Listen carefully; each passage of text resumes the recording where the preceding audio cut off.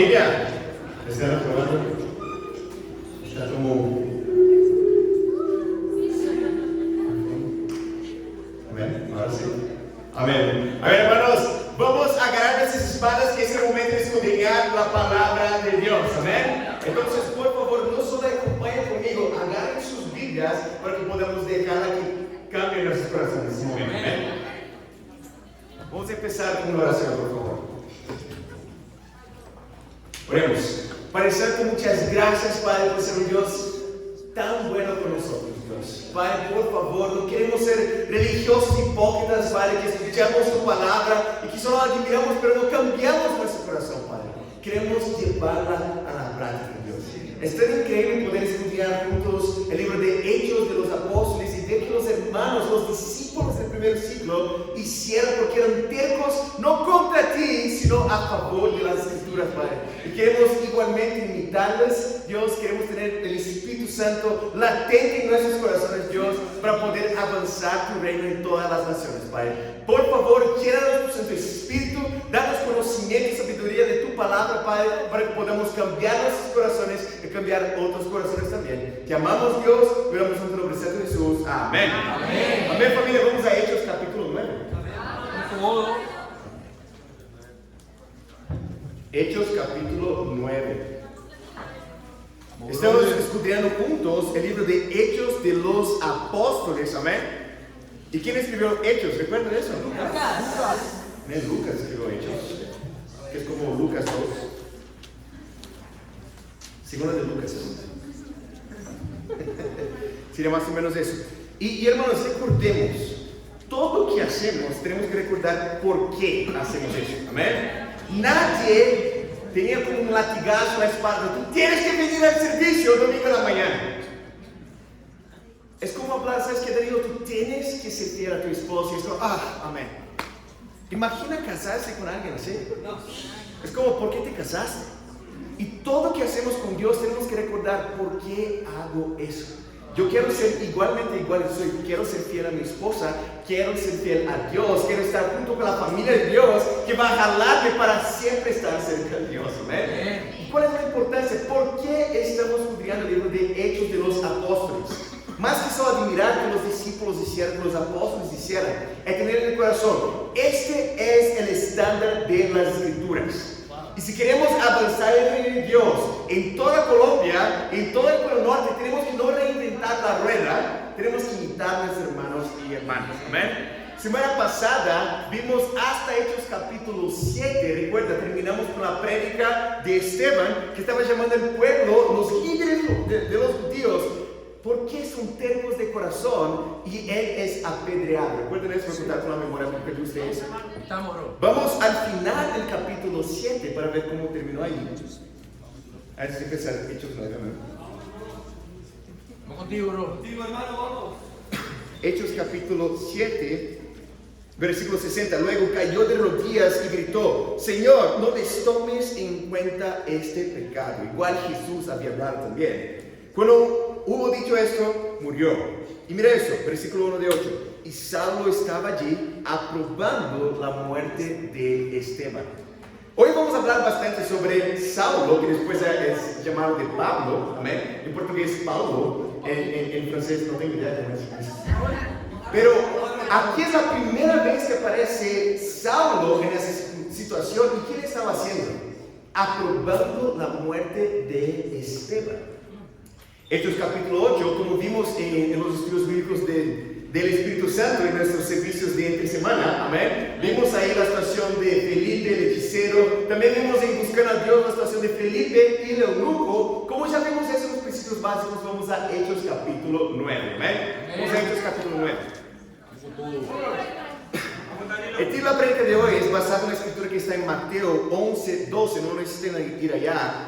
Que Jesús dice: desde los días de Juan el Bautista hasta ahora, el reino de los cielos ha venido avanzando contra viento y marea. Y los que se esfuerzan, en otras versiones, la Reina Valera dice: los violentos, así de esfuerzan, logran aferrarse a él. El título de la prédica es: avanzando el reino de Dios contra viento y marea.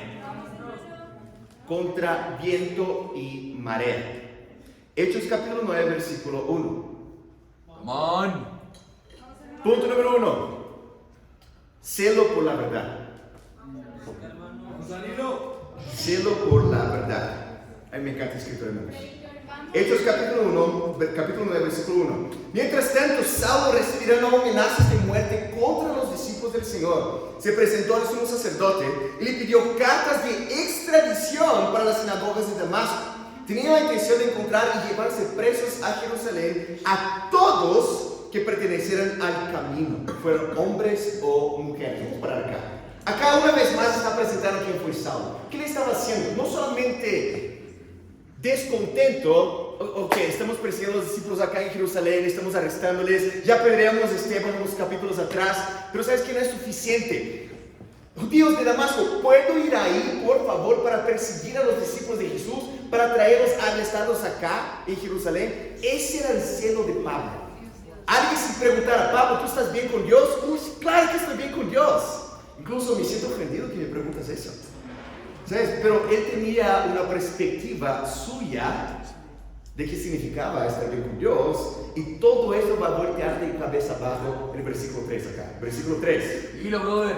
En el viaje sucedió que al acercarse a Damasco, una luz del cielo relampagueó de repente a su alrededor. Él cayó al suelo, oyó una voz que decía: Saulo, Saulo, ¿por qué me persigues? ¿Quién eres, Señor?, preguntó. Yo soy Jesús, a quien tú persigues, le contestó la voz. Levántate y entre en la ciudad, que allí se te dirá todo lo que tienes que hacer. Y es fascinante que Jesús nos dice, ¿sabes qué? Levántate, ya creíste en mí, obviamente porque estoy hablando contigo, y empieza a predicar. No, había un mensaje completo. Entre en la ciudad, que alguien va a predicar el mensaje completo para ti. Versículo 7. Los hombres que viajaban con Saulo se detuvieron atónitos, porque oían una voz, pero no veían a nadie.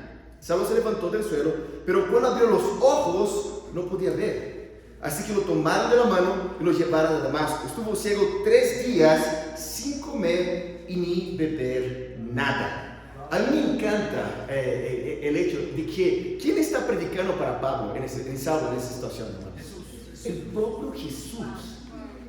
Y Pablo, en su celo por querer, póngase los zapatos de Pablo en esa situación. Él realmente creía, esos discípulos de Jesús que están mintiendo, están jalando a algunos judíos de la fe verdadera, de la ley de Moisés y de los profetas. Pablo estaba como desesperado para hacer eso. Él tenía celo. Pero ahora Jesús le había aparecido y le dejado ciego físicamente para mostrar que estaba ciego espiritualmente. Y durante 3 días, porque así como el mundo estuvo en tinieblas 3 días, Pablo también estaba en tinieblas durante 3 días literalmente. Ahí vamos a ver qué pasa, versículo 10. Había en Damasco un discípulo llamado Ananías, a quien el Señor llamó una visión. Ananías, aquí estoy, Señor. Anda, ve a la casa de Judas en la calle llamada derecha y pregunta por un tal Saulo de Tarso. Está orando y ha visto una visión, un hombre llamado Ananías que entra y pone las manos sobre él para que recobre la vista. Entonces Ananías respondió: Señor, yo he oído hablar mucho de ese hombre, de todo el mal que ha causado los santos en Jerusalén. Y ahora lo tenemos aquí, autorizado por los jefes sacerdotes para llevarse preso a todos los que invocan tu nombre. Ananías conocía la fama de Saulo en esta situación. Versículo 15. Jesús no hace un estudio bíblico, ¿sabes qué? Amén. Yo tengo la capacidad de cambiar el corazón de cualquier persona. Jesús solo dice eso. Ve, insistió el Señor. Porque este hombre, alguien por favor puede sacar el sonido del teléfono, que yo me distraigo fácil. Amén, perdón por eso. Perdón por eso, pero hagan eso, por favor. Versículo 15. Ve, insistió el Señor, porque este hombre es mi instrumento escogido para dar a conocer mi nombre tanto a las naciones y a sus reyes como al pueblo de Israel. Y le mostraré cuánto tendrá que padecer por mi nombre. Ananías se fue, y cuando llegó a la casa le puso las manos a Saulo y le dijo: Hermano Saulo, el Señor Jesús, que se te apareció en el camino, me ha enviado para que recobres la vista y seas lleno del Espíritu Santo. Al instante que en los ojos de Saulo algo como escamas, y recobró la vista. Se levantó y ¿qué? Fue bautizado, y habiendo comido, amén, tiene que celebrar inclusive después, recobró las fuerzas. Amén. Punto número 1, celo por la verdad. Cuando vemos acá, principalmente el versículo 15, hermanos, el destino que Dios tenía para Saulo, nadie imaginaría eso. Que él sería el principal apóstol que llevaría el mensaje para los gentiles. Es como, ese que está persiguiendo, definitivamente no. No sé si ya pararon de pensar en eso, hermanos. ¿Por qué Dios eligió a Ananías para predicar a Pablo? Yo estaba meditando sobre eso. Podría elegir a otra persona que no conocía la fama de Saulo antes. Ok, va a predicar para Saulo, voy a poner las manos. Ok, tranquilo, te voy a hacer eso. Pero ¿por qué eligió a Ananías? Dios quería dejar muy claro para Ananías que conocía todo el pasar de Pablo, de perseguir a los discípulos, para dejar muy claro, cualquier persona puede cambiar. Creo que nosotros entendemos eso a un nivel acá, pero no acá. Piensa en alguien que tú quizás conoces, tu jefe, tu pariente, no sé, y tú piensas quizás, no, ese, no. No, otras personas pueden ser el discípulo, pero mi papá. Amén. Yo tengo más fe por tu papá que por mi papá. Vamos, Danilo. O no sé si es tu papá el tema, ¿no? Quizás tu papá ya es discípulo, no tengo idea. Pero, ¿cuál es el principio? Yo estoy seguro que esa persona que pensaste no está persiguiendo discípulos de Jesús y arrestándolos o apedreándolos. ¿Cuál es el punto que Dios quiere dejar muy claro acá? Si Pablo puede cambiar, hermanos, cualquier persona puede cambiar. El tema está en que en nuestra arrogancia limitamos a Dios de pensar, no, ¿sabes qué? Él es peor que yo puedo cambiar, pero esa persona no. Para ayudarte a convencer de que cualquier persona puede cambiar, piensa en tu pasado. O piensa en tu presente si estás siendo rebelde con Dios. Yo creo, hermano, de esa escritura, de que cualquier situación, puede ser la situación más asquerosa que tú te metas en tu vida, hermano, tú puedes cambiar. Y el hecho de que estás acá es gracia de Dios para tener fe para tu propia vida y para otras personas también, de que cualquier persona puede cambiar. Como vimos de Lucas capítulo 1, ya hay que contar con la memoria de ustedes, hermanos. Nada es difícil para Dios. Nada es imposible para Dios. Y cuando tenemos esa fe, tú vas a abrir la boca para cualquier persona allá afuera. Amén. Tú vas a hablar con tu jefe, vamos jefe Julio, ¿no? Como Andrés compartió esa semana, que está convenciendo a su jefe a estudiar la Biblia. Ahora su jefe quiere estudiar la Biblia por su hijo, ¿no? Pero ¿cuál es el principio? Si tenemos eso latente en nuestro corazón, cualquier persona puede cambiar. Amén, hermanos. Y me encanta también el hecho de que en la historia de la conversión de Pablo, que es mencionada 3 veces en el libro de Hechos, cualquier historia de conversión nunca es aburrida, la historia de conversión de alguien. Si tú estás en una cita con mi hermana, los solteros, ¿no? Y ya acabó todos los temas que tenías que hablar con la hermana, pregúntale, ¿cómo fue tu historia de conversión? Porque nunca es una historia aburrida. Yo pienso en mi propia vida, cuando Dios puso discípulos en mi vida, perdieron mi número y estaba esperando los discípulos contactarse conmigo. Dios pone 2 veces después los discípulos una vez más ahí para invitarme a estudiar la Biblia. Yo estudio la Biblia después de 1 mes. Yo dejo de estudiar la Biblia. Es siempre lleno de emociones la historia de conversión de uno. ¿Por qué? Porque es una guerra espiritual. Satanás no quiere. Si tú nos visitas hoy acá, entienda algo. Alguien te va a invitar a estudiar la Biblia. ¿Cómo, Danilo? Y si tú estás acá como colgado espiritualmente, alguien también te va a ayudar, te va a invitar a estudiar la Biblia. ¿Ven? Pero en esta situación que tú te encuentras, tú tienes que entender que, como Pablo acá, quizás tú estás celoso por tu punto de vista, pero tienes que preguntarte, ¿es con base en qué? ¿Con base en la verdad de las escrituras? ¿O con base en lo que tú crees de que cómo Dios funciona? Yo tengo una convicción, hermanos. Todos nosotros nos encanta la verdad. Nos encanta. Amamos la verdad. Queremos saber la verdad de los periódicos ahí, que el político, que el presidente está haciendo con nuestra plata, con los impuestos. Yo quiero saber la verdad, no sé qué. Amén, sepa la verdad. O sea, hay muchas revistas de chismes de los famosos. ¿Por qué? Porque queremos saber la verdad de lo que está pasando con Shakira y no sé qué. Amamos la verdad hasta que esa espada, la verdad, está apuntada para ti. Es como news, ¿no? ¿Quieres ver la vida? No, muchas gracias. No, yo creo que estoy bien con Dios. ¡Qué bueno! Si es el caso, estudiemos la Biblia. Si preguntáramos a Pablo en ese momento, Pablo, ¿estás bien con Dios? Antes, si fuera colombiano, claro que sí, estoy ofendido.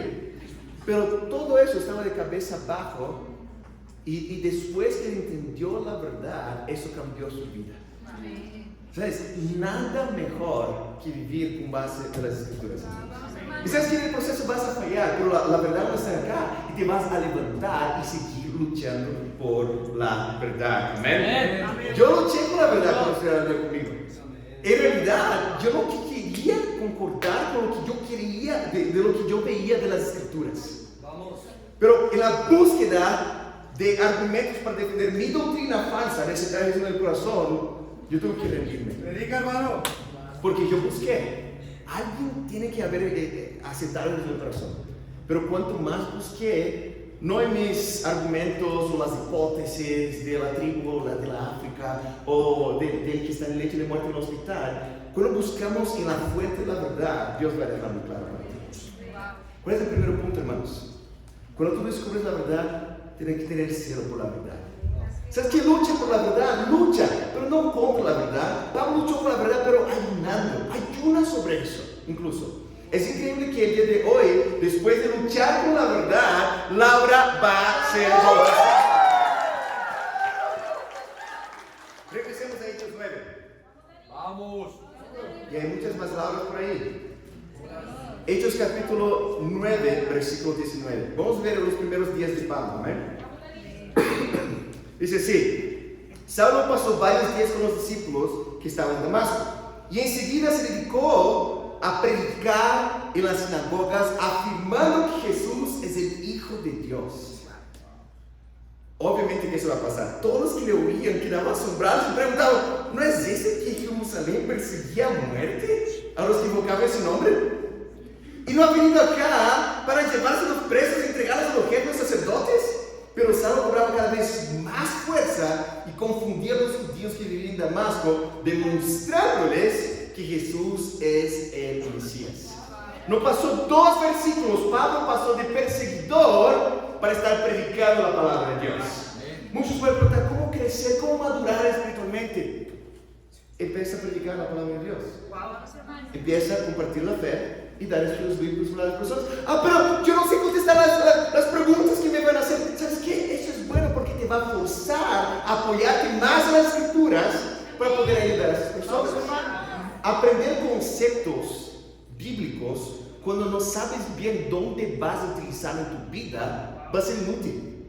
Pero cuando tú te pones en una situación que yo entiendo por qué Danilo está predicando hechos para nosotros, yo entiendo por qué tengo que estudiar, por qué uno no tiene que guardar el sábado o cualquier otra cosa. Eso es proposital para ayudar a fulanito, para ayudar a fulanita, para poder vivir las palabras de Dios. ¿Amén? ¿Qué Pablo hizo después de ser bautizado? Pasó tiempo con los discípulos y empezó a predicar.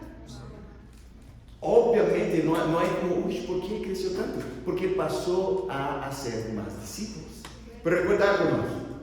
Tú das un paso de hacer la voluntad de Dios, ¿qué va a pasar? Adivina, un puñalada en la pierna, ¿no? ¿Qué es lo que pasa acá? Versículo 23. Versículo 23. ¿Está conmigo? Después de muchos días, los judíos se pusieron de acuerdo para hacerlo ¿qué? No es ni perseguible nomás, para hacerlo desaparecer. Pero Saulo se enteró de sus maquinaciones. Es curioso que Dios siempre te ayuda, ¿no? Alguien te va a soltar un spoiler de lo que va a pasar, ¿no?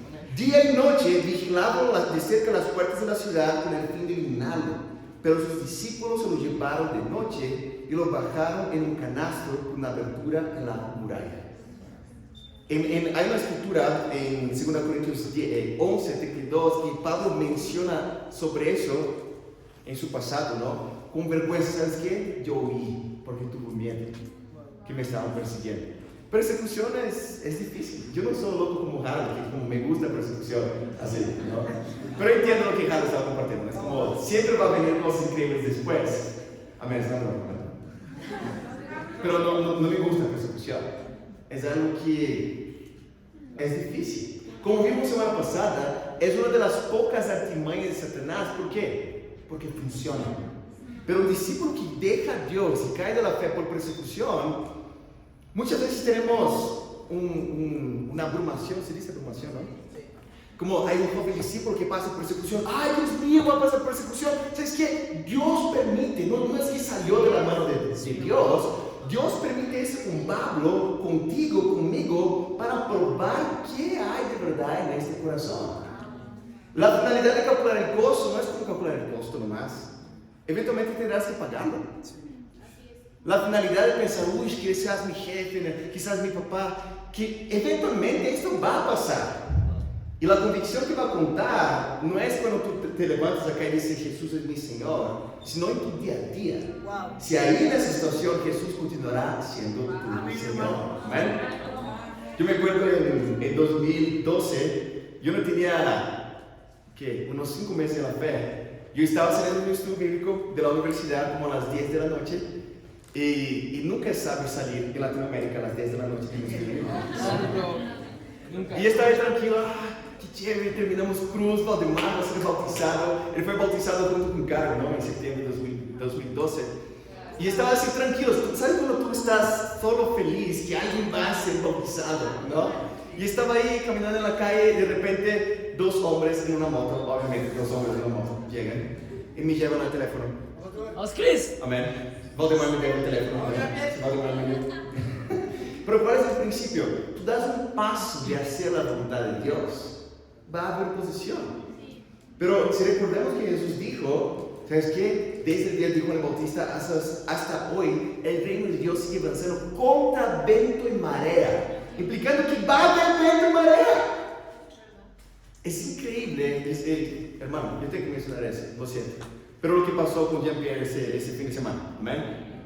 Jean-Pierre tomó decisiones de estar involucrado en estudios bíblicos de otras personas, de avanzar y estar cerca de los discípulos para poder predicar la palabra de Dios. Pero ¿qué va a pasar cuando tú das un paso para hacer la voluntad de Dios? Va a recibir puñaladas en la pierna. Y gracias a Dios, Dios lo protegió. Una puñalada en la pierna puede ser algo muy grave, dependiendo de dónde entra el cuchillo, ahí, ¿no? O no sé cómo se dice eso acá. La espada. Pero lo que nosotros tenemos que hacer es agarrar la espada y seguir dando los corazones, amén, de las personas. Regresemos a Hechos capítulo 9. Punto número 2. Celo para llevar la verdad a los demás. ¿Estamos ahí? Vamos. Versículo 31. Dice así, capítulo 9, versículo 31. ¿Están bien, hermanos? Mientras tanto, la iglesia disfrutaba de paz a la vez que se consolidaba en toda Judea, Galilea y Samaria, pues vivía en el temor del Señor, iba creciendo en número, fortalecida por el Espíritu Santo.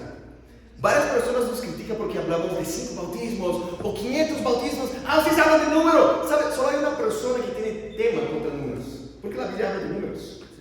¿Sabe quién no les gusta hablar de números? Quienes no tienen números.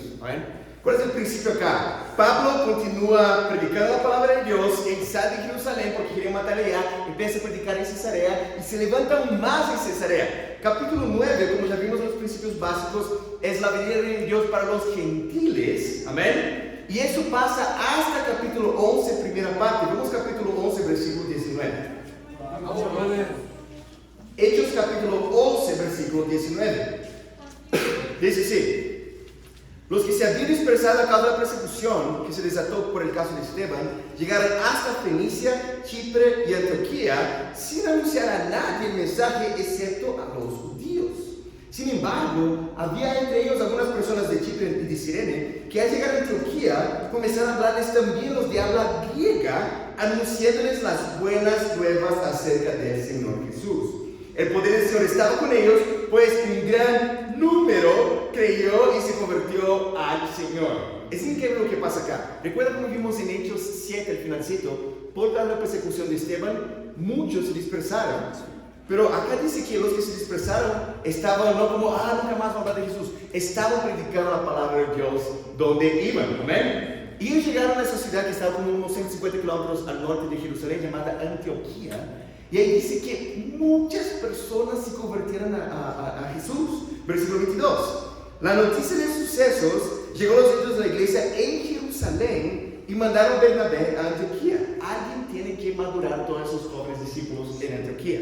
Mandaron a Bernabé allá. Cuando él llegó y vio las evidencias de la gracia de Dios, se alegró y animó a todos a permanecer en el firme propósito, a permanecer fieles al Señor. Pues era un hombre bueno, lleno del Espíritu Santo y de fe.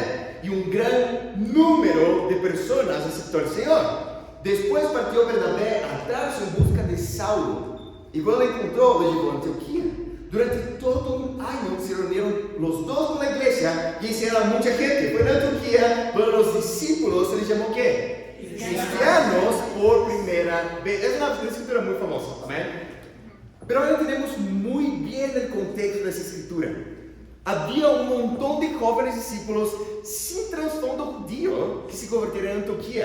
Y Bernabé, yo fui enviado a como unos 25,000 discípulos acá en Antioquía. Yo tengo que enseñarle toda la historia del pueblo israelita de Dios.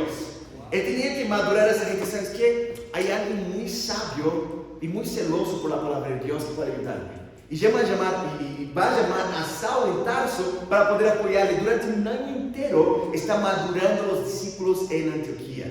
Hermanos, es increíble lo que pasa en Antioquía, porque Antioquía no era la iglesia principal, llamemos así. La iglesia principal estaba ¿dónde?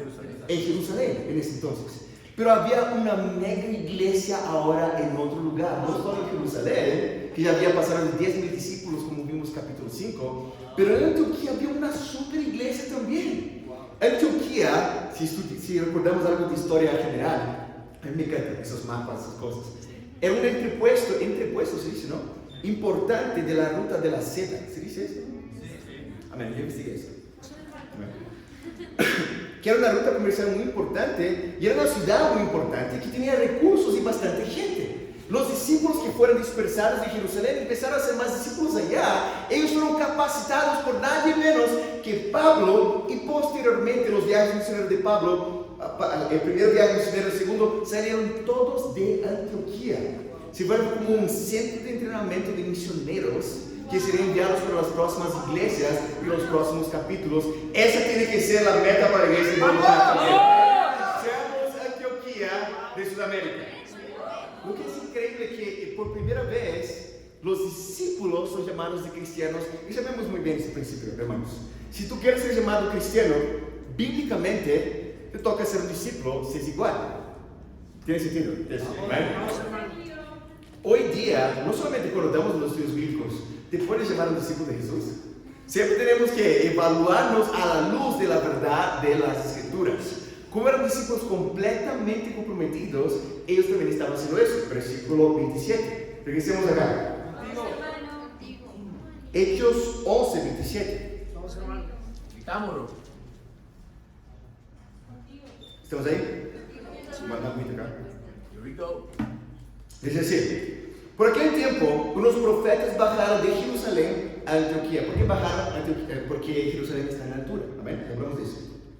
Uno de ellos, llamado Ágabo, se puso de pie y predijo por medio del Espíritu Santo que iba a haber una gran hambre en todo el mundo. Y sabemos eso históricamente. Entre los años 44 y 47 hay una gran hambruna en esa región de Jerusalén. ¿Amén?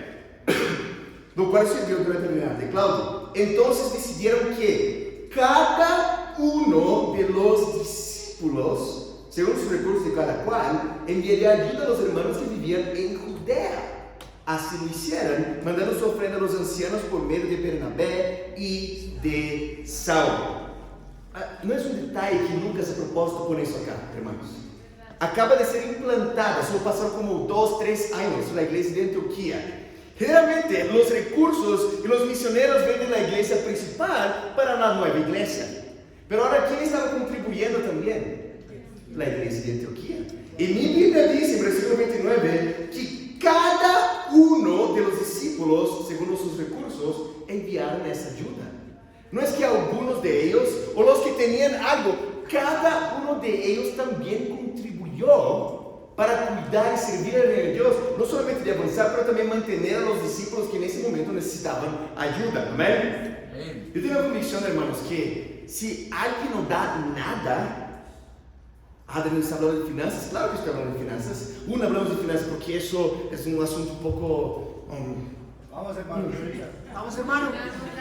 Jesús le encantaba hablar de finanzas. ¿Sabe por qué? Porque mide los corazones de las personas. Pablo mismo después le encantaba hablar de finanzas. Incluso que escribe para Timoteo, en 1 Timoteo capítulo 6, versículo 10, que el amor al dinero es la raíz de todos los males. Como sabemos, hermanos, quizás incluso memorizado, no te toca tener dinero para amar el dinero. Tú puedes ser un universitario que es miserable y amar más el dinero que alguien que tenga dinero. Acá en la escritura dice que todos fueran generosos y cuidaran de los discípulos que estaban en Jerusalén. Si tú no das nada, ¿sabes qué? Eso es tu vida, tú haces lo que tú quieres al final del día, pero no creo que tú eres un discípulo. Es mi opinión sincera. Porque mi Biblia dice que cada uno de ellos dieron y contribuyeron. Amén. ¿Cuál es el principio increíble de esa escritura, hermanos? Desde el principio, el movimiento de Dios no era una iglesita local que se cuidaba nomás. Amén, están pasando. ¿Qué cosa? Vamos a orar por ellos. Amén, vamos a orar por ellos. No, ellos eran un movimiento. Había discípulos en Jerusalén enviando líderes para poder madurar a los discípulos. En Antioquía se ayudaban las iglesias para poder avanzar en el reino de Dios, pero también cuidar del reino de Dios que ya existía. ¿Tiene sentido, hermanos? Nosotros no podemos ser una iglesia autónoma si creemos en la iglesia de la Biblia. Voy a repetir eso. No existe autonomía dentro del cristianismo bíblico. Y si alguien está viviendo autonomía dentro del cristianismo, no es el cristianismo bíblico. Igual que yo no puedo estar conectado a la cabeza y yo necesito del cuerpo, las iglesias deben estar juntas para poder cumplir la gran comisión. Amén. Estoy tan agradecido que en 2011 la iglesia de San Pablo fue plantada. Y porque misioneros dejaron sus carreras, el confort de Estados Unidos, que muchos colombianos y brasileños quieren ir para Estados Unidos porque es más tranquila la vida allá y más fácil. Y de hecho, ¿sabes qué? Es verdad, pero sacrificaron eso para poder ir a un país que fueron asaltados en el día 2 que llegaron al Brasil. Una pistola dentro de la casa. Es una obra prácticamente. Pero ¿cuál es el principio? Porque hubo sacrificio, porque era un movimiento de iglesias. Hay personas que fueron allá y recursos de personas que Dios les cuide. No, hay que cuidar de esos misioneros que van allá, y por causa de eso la iglesia de San Pablo fue plantada y actualmente Dios nos da otras iglesias y ya tiene en Brasil más de 400 discípulos. En 2018 fue un regalo de Dios para mí y para Carlos. Pudimos ir de misioneros para apoyar al ministerio universitario en la iglesia de Dallas, Texas. Lideraba la iglesia en ese entonces, la pareja que estudió la vida conmigo en Brasil y con Carlos también en 2011, Tyler y Sears.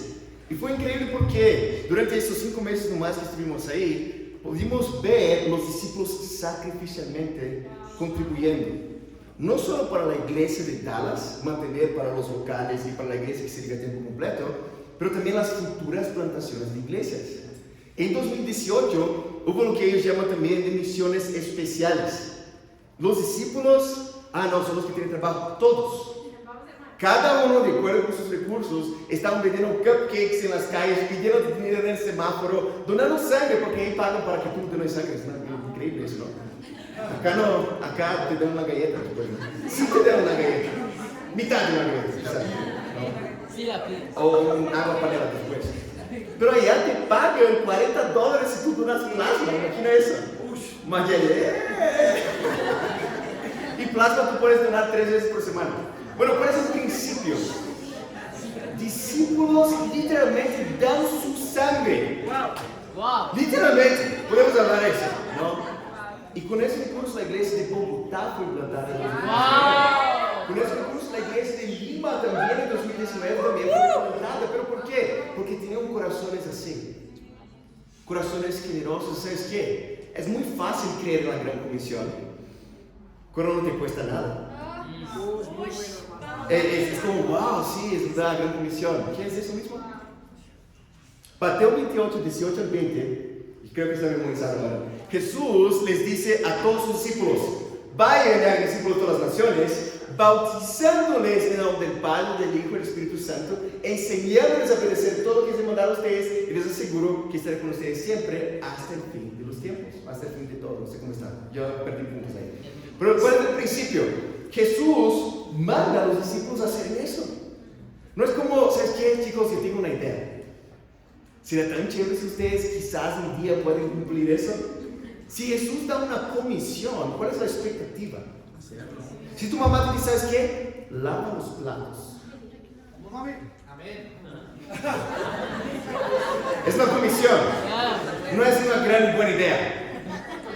Quizás no es un buen ejemplo, no sé. Pero Jesús no da la gran sugerencia para los discípulos. Y es de verdad, es como todos creen la gran comisión hasta que te cuesta. De hecho, sacrificar tu trabajo e ir. ¿Quién quiere ir para Caracas, Venezuela?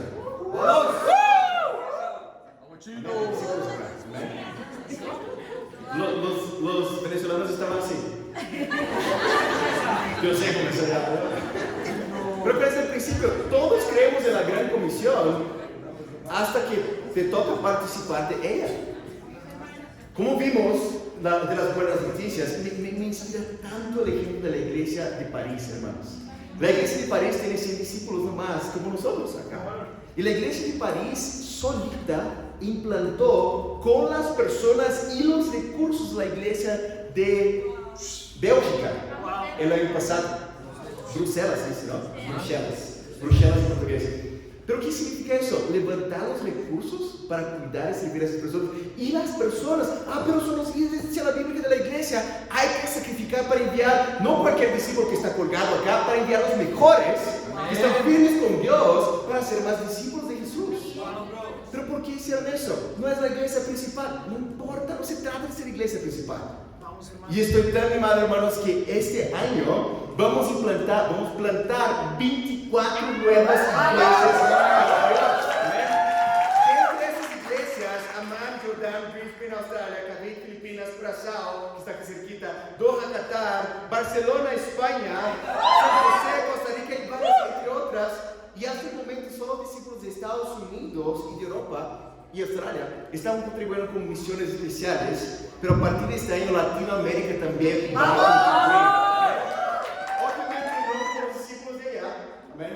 Pero también vamos a contribuir. Ya pongan sus agendas. El mes de mayo la iglesia de Bogotá, Lima y Quito también contribuirá, no solo con la iglesia local, pero para participar de las 24 nuevas plantaciones de iglesias. Amén.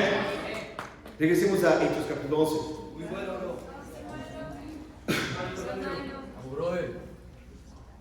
¿Sabes qué es muy loco para mí? Si eso te anima, saber que tú vas a poder sacrificar incluso financieramente para pasar a reino de Dios, tú eres un discípulo. Pero si eso te abruma, no puedo afirmar que tú no eres, pero quiero llamarte a preguntar por qué estás acá.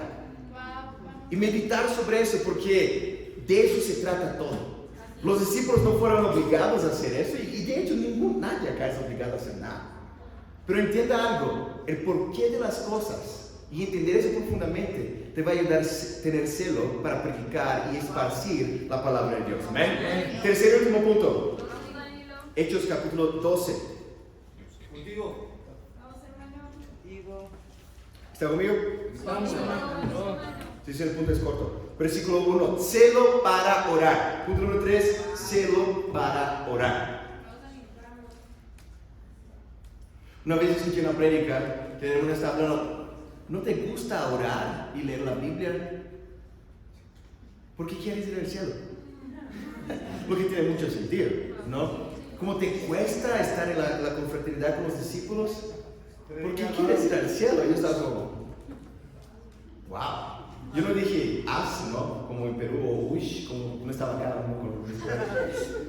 Pero de hecho, es como entender por qué hacemos las cosas, nos lleva a tener celo para hacer las cosas. Amén. Versículo 1. ¿Estamos ahí? Hechos 12, 1. En ese tiempo, el rey Herodes hizo arrestar a algunos de la iglesia con el fin de maltratarlos. Recuerda que en el Imperio Romano, ellos no sacaban el liderazgo local. Ellos tenían el liderazgo local, pero también el dominio romano. Había el emperador romano, pero también había un rey en Judea llamado Herodes, que ahí atrás ya había matado a Juan el Bautista, ¿recuerda? Y también estamos hablando que él hizo eso al versículo 2. A Jacobo, hermano de Juan, ¿recuerda a los hijos del trovón? Jesús les dijo, ¿sabes qué? Déjame sentarte a la derecha, a la izquierda. Y Jesús, ¿sabes qué? Ustedes no saben qué están pidiendo. ¿Pueden beber del trago amargo que voy a beber? ¿Qué significaba sufrimiento? Ellos, sí. Y Jesús, ¿sabes qué? Ustedes beberán. Jesús sabía que incluso Jacobo sería martirizado acá. Y acá hay el primero apóstol que es muerto, que es asesinado acá por Herodes. Él fue arrestado primero y después asesinado para poder tener fama con los judíos que eran de toda la región ahí. Obviamente estaba adorado por Jacobo antes de ser muerto, pero él fue muerto. Versículo 3. Al ver que esto agradaba a los judíos, procedió a prender también a Pedro. Y obviamente eso llenó de miedo a los discípulos. También van a hacer qué con Pedro. Claro. Versículo 3, una parte. Eso sucedió durante la fiesta de los panes sin levadura. Después de arrestarlo, lo metió en la cárcel y lo puso bajo la vigilancia de 4 grupos de 4 soldados cada uno. ¿Por qué? Porque atrás ya había sido liberado 2 veces miraculosamente. ¿Recuerdan eso? Entonces, capítulo 4, capítulo 5. Había 16 hombres cuidando de un hombre acá. Pedro. Versículo 5. Pero mientras mantenían a Pedro en la cárcel, la iglesia oraba, obviamente, constante y fervientemente a Dios por él. Mira, hay muchas maneras de orar. Tú puedes orar porque, no sé, te van a preguntar si tú oraste. Tú puedes orar porque, no sé, tú te sientes mal después si no has orado. Pero aquí estaban orando de cualquier manera. Estaban constante y fervientemente orando para Dios. Versículo 6. La misma noche en que Herodes estaba a punto de sacar a Pedro para someterle al juicio, este dormía entre 2 soldados, sujeto con 2 cadenas. Había bastante énfasis en Pedro ahí. Unos guardias vigilaban la entrada de la cárcel. De repente apareció un ángel del Señor y una luz resplandeció en la celda. Despertó a Pedro con unas palmadas en el costado. Y le dijo, date prisa, levántate. Las cadenas cayeron de las manos de Pedro. Le dijo además el ángel, vístete y cálzate las sandalias. Él estaba desnudo sin zapatos. Así lo hizo y el ángel añadió, échate la capa encima y sígueme. Pedro salió tras él, pero no sabía si realmente estaba sucediendo lo que el ángel hacía. Le parecía como una visión. Pasaron por la primera y por la segunda guardia y llegaron al portón de hierro que daba a la ciudad. El portón se les abrió por sí solo y salieron. Caminaron unas cuadras y de repente el ángel lo dejó solo. Entonces Pedro volvió en sí y se dijo, ahora estoy completamente seguro de que el Señor ha enviado su ángel para librarme, pero probablemente estaba un poco dormido. ¿Sabes? Cuando tú estás como, ¿eso es real? Es como, no sé qué está pasando. Y Pedro, ahora sí, ahora entendí, para librarme del poder de Herodes y de todo lo que el pueblo judío esperaba. Cuando cayó en cuenta de esto, fue a casa de María, la mamá de Juan, apodado Marcos, que escribió el Evangelio de Marcos. Vamos a hablar bastante de Marcos después, pero guarden eso. Él estaba en la casa de María, donde muchas personas estaban reunidas haciendo qué cosa. Orando por quién probablemente. Pedro. Ellos estaban orando por Pedro. Dios, por favor, suelta a Pedro. Y todo eso estaba pasando al mismo tiempo. Versículo 13. Llamó a la puerta de la calle y salió a responder una criada llamada Rode. Al conocer la voz de Pedro, se puso tan contenta que volvió corriendo sin abrir. Ven, está la puerta, pero está la puerta, exclamó. ¿Estás loca? Le dijeron, déjame continuar orando por Pedro. Pero tú estás loca ahí. Está interrumpiendo nuestra oración por Pedro. Ella insistía que sí era, pero otros decían, debe ser su ángel. Entre tanto, Pedro seguía llamando. Estaba un poco desesperado también, probablemente, ¿no? Cuando abrieron la puerta y lo vieron, quedaron pasmados. Porque estaban orando por eso, pero sin fe. Es como tú puedes, cuando Dios te sorprende contestando tus oraciones, es porque ya había acabado la fe. Y aún así Dios parece tan bueno y darte lo que tú estabas pidiendo. Con la mano Pedro les hizo para que se callaran. Y les contó cómo el Señor los había sacado de la cárcel. Cuéntenles esto a Jacobo y a los hermanos, le dijo. Luego salió y se fue a otro lugar. Al amanecer se produjo un gran alboroto entre los soldados respecto al paradero de Pedro. Herodes hizo averiguaciones, pero no encontrarlo, los tomó declaración a los guardias y mandó ¿qué? A los 16, ¿sabes qué? Es tu vida por las de él. Los 16 fueron muertos. Después viajó de Judea a Cesarea y se quedó allí. Tercer punto, celo para orar. Es increíble, hermanos, que hay una diferencia entre las maneras que podemos orar e incluso las oraciones que tú tienes. Ya pueden haber ya no tanta fe. Varios de nosotros acá podemos tener 1 año, 2 años, 7 años en la fe y seguramente estás orando para que un familiar tuyo pueda ser bautizado. Para que tu papá, tu mamá, tus hermanos puedan ser bautizados. Y es increíble como Dios concede esa oración para varios de ustedes que tienen familiares en el reino de Dios. El año pasado fue increíble para las familias que bautizadas aquí en Bogotá, ¿ven? Pero no de todos aún que estamos acá. Pero si tú continúas orando, Dios puede concederte tus oraciones imposibles. De hecho, póngase los zapatos de los discípulos, porque ahora que pasó en tercera persona es fácil. Te toca orar con más fe, ¿no? Discípulos del primer siglo. Pero ellos habían muerto a Jacob, matado a Jacob. Ellos habían arrestado a Pedro en esa situación. Ellos estaban con miedo. ¿Sabe qué puede impedir nuestras oraciones tener fe? Miedo. Miedo de que las cosas no pasen como tú imaginarías que deberían pasar. Jesús sabía que todo eso eventualmente pasaría. Incluso Pedro fue martirizado, pero tomó más tiempo para ser martirizado después. ¿Cuál es el principio que quiero rescatar acá, hermanos? Si tú estás pasmado cuando Dios contesta tus oraciones imposibles, te toca orar con más fe. Me encanta ver el ejemplo de varios de ustedes que bautizaron a mamá, papá, no padrastro. Acá estoy viendo Luz y Robert ahora. La vida de ustedes me inspira. Yo sueño eso con mi familia. Es mi sueño hace 12 años ya. ¿Sabes? Y confesarlo para ustedes es fácil para mí dentro de mis tiempos con Dios, poner como una sesión, pero no es el tema principal de mi oración. ¿Sabes? No podemos orar de esa manera, hermanos. Tenemos que orar. Y cuando Dios contesta, no estoy pasmado, sino como, amén, yo sabía que eso iba a pasar. Yo sabía que Dios tiene la capacidad y la potestad de cambiar cualquier corazón. ¿Cuáles son sus oraciones que para ti son imposibles? ¿Qué es tan imposible así para Dios al final del día? Tenemos que seguir orando. El año pasado, no sé si se acuerdan de eso, pero hubo todo el tema de la visa. ¿Recuerdan el tema de la visa? No, vean, ¿no? Estoy visitando, nunca escuché eso. Amén. Alguien te va a contar qué pasó. Amén. Pero, como fue a propósito de parte de Dios, y Dios nos dio 3 días antes de Carlos tener que salir del país. Imagina eso. Pero nunca yo me sentí tan forzado a orar más que el año pasado. Dios tiene planes, incluso en el periodo en que no te da lo que tú estás pidiendo, para ejercitar tu fe. Me acuerdo que el año pasado yo oré, Dios, yo quiero conocer a mi sobrino que había nacido allá, mi sobrino que es mi clon, allá en Brasil, quien parece más a mí que mi hermana y mi cuñado, incluso ellos saben de eso, es verdad. Pero por causa del tema de la visa, yo tuve la oportunidad de conocer a mi sobrino también el año pasado.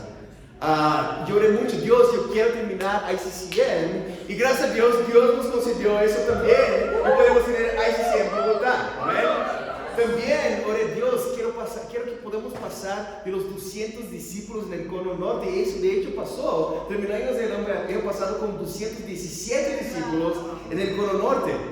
Pero aún hay oraciones por mis familiares. Hay oraciones por mucho más que hacer acá en Bogotá.